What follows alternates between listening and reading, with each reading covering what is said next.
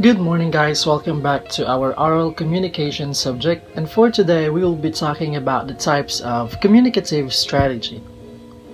At the end of the lesson, you should be able to distinguish various types of communicative strategy. Use acceptable, polite, and meaningful communicative strategies and engage in a communicative situation.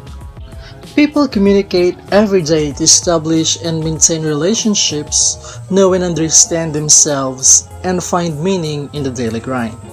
Moreover, since humans are social beings who survive more effectively through sensible discourses, they are always driven to learn the skills of creating and sustaining gainful conversations. So successful communication requires understanding of the relationship between words and sentences, and also the speech acts and the way they represent it.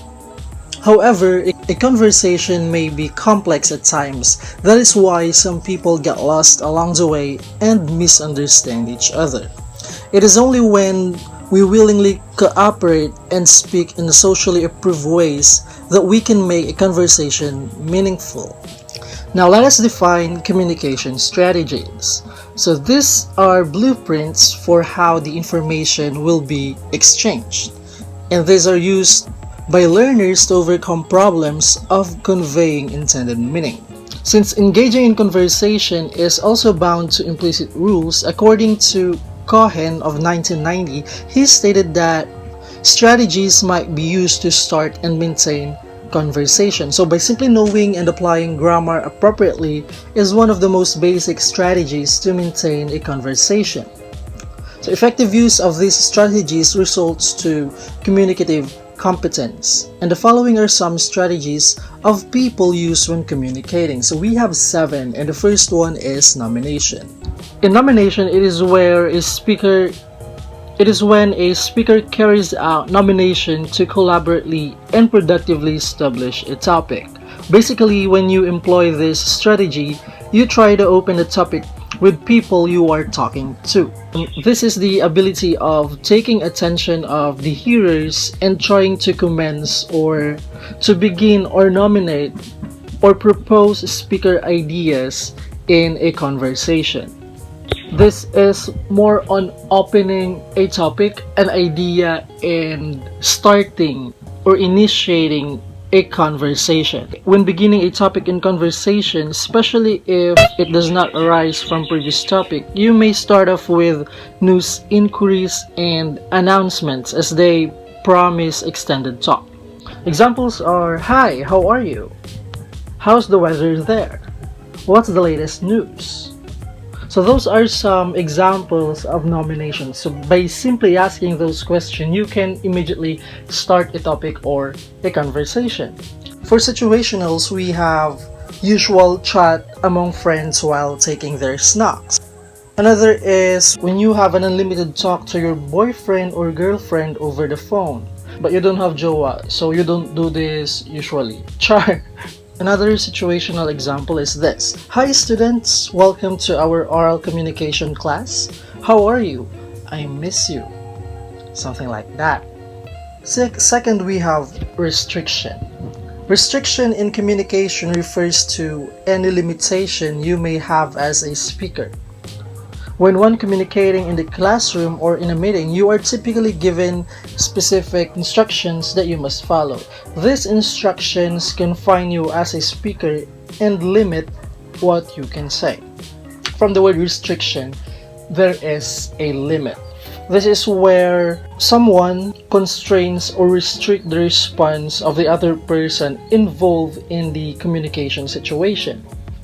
So listener is forced to respond only within a set of strategies that was made by the speaker. Examples are homily of a priest in a mass, and also commencement speaker during graduation, and a politician talking during the proclamation rally.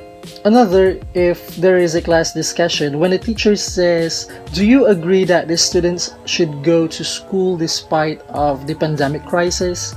Yes or no?" So your answer will be limited only on the choices given by the speaker, which is yes or no. So you can only answer yes or no. All in all, in these cases, you cannot decide to talk about something else. Third is we have turn taking. Sometimes people are given unequal opportunities to talk because others take too much time during the conversation. Turn taking pertains to the process by which the people decide who takes the conversational floor. Knowing when to talk depends on watching out for the verbal and non-verbal cues. So this signals the next speaker that the previous speaker has finished, or the topic under discussion has been exhausted and a new topic may be introduced. So other speakers should be given a time to talk. The primary idea in here is to give all communicators a chance to speak. We have different examples under turn taking, and in meetings, we can use this example. May I have the floor, please? And also in debates, the speaker do not need to talk at the same time, right? So if you are debating, there is a time to speak. After the person you are debating with speaks, now it is your turn to express your feelings and point of view. That is turn taking. Additional example for a classroom setting is this. We have talked about the functions of communication. Yes, you are raising your hand. You are acknowledged. Do you have something to say? Turn taking. So me as a teacher asks you, the students who raise their hands, if you have something to say about the topic. Number 4, we have topic control. Topic control covers how procedural formality or informality affects the development of topics in conversations. In communication, there are instances when a conversation is bound only to given issues. Examples. Oh, I think let's go back to the topic. That is an example of topic control. And also in a debate, if the speaker is on the affirmative side, he or she will only talk about the positive points of the topic.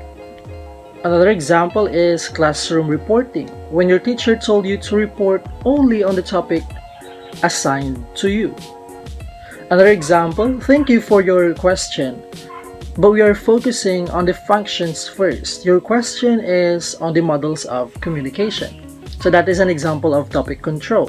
We limit the subject into a specific topic.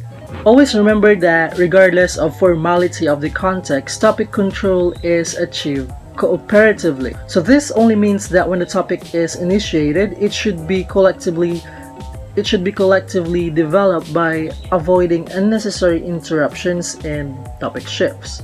So you can make yourself actively involved in the conversation without overly dominating it by using minimal responses like yes, okay, go on, and asking tag questions to clarify information briefly. Fifth, we have topic shifting. Topic shifting, as the name suggests, involves moving from one topic to another. In other words, it is where one part of a conversation ends and where another begins. Most of the times we shift a topic when we want to avoid a conversation or that specific topic. So when shifting from one topic to another, you have to be very intuitive. Make sure that the previous topic was nurtured enough to generate adequate views. So we have different examples like this one. By the way, I think we have a new love team in our classroom. Isn't it exciting? So you can use effective conversational transitions to indicate a shift like by the way, in addition to what you said, or which reminds me of, and the like. So just like what I have used earlier, the by the way. Number 6 is repair, and this refers to how speakers address the problems in speaking, listening, and comprehending that they may encounter in the conversation. When something is being repaired, something is damaged or broken. So in here, one can apply the repair communicative strategy that includes asking for a clarification or not acknowledging, topic shifting, not responding, reporting, recasting, and adding. And also, in here, one can request to clarify by asking questions or using eyebrows, eyes, heads, and those are non-verbal cues to show that the message cannot be understood. So examples are the following. Oh, I'm sorry, I didn't mean to hurt you. That's not what I mean. So you feel sorry for something that you did unintentionally. Another is, so if you hurt someone, if you hurt your girlfriend or boyfriend, if you have, then this is under repair. You're trying to fix something. Repair is the self-righting mechanism in any social interaction, and that is according to Shegloff 1977. If there is a problem in understanding the conversation, speakers will always try to address and correct it. Although this is the case, always seek to initiate the repair.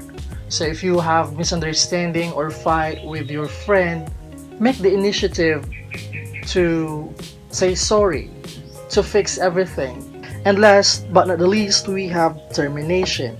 And termination refers to the conversation participants' close initiating expressions that end a topic in a conversation.